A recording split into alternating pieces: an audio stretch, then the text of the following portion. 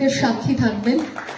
প্রেক্ষাগৃহে উপস্থিত সকল দর্শকবৃন্দের উদ্দেশ্যে বলি, সকলে করতালি দিয়ে এই শুভ মুহূর্তের সাক্ষী থাকবেন। শুভারম্ভ হয়ে গেল সপ্তম মিনার্ভা ন্যাশনাল থিয়েটার ফেস্টিভ্যাল 2025-এর। অনেক ধন্যবাদ।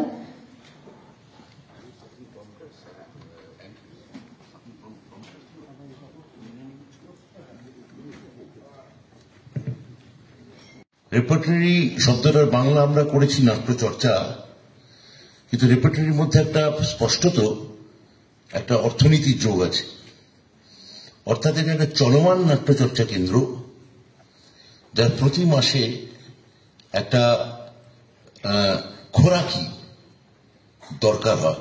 সাদা বাংলায় বলতে গেলে খোরাকি, যেটা মেটান আমার মাননীয় মুখ্যমন্ত্রীর দপ্তর, তথ্য সংস্কৃতি দপ্তর, এবং যার উৎসাহে, যার কথায় এই রেপার্টরি এই ফেস্টিভ্যাল বা এই সেমিনার আলোচনা চক্র জাতীয় স্তরে আমরা শুরু করতে পেরেছিলাম। এই উৎসবে নাসিরউদ্দিন শাহ এসছেন আমাদের সরকার আসার পর, যখন এই উৎসব শুরু হয়। এই উৎসব এবছর আমাদের আনুমানিক বাজেট হচ্ছে 80 লক্ষ টাকা, কম বেশি।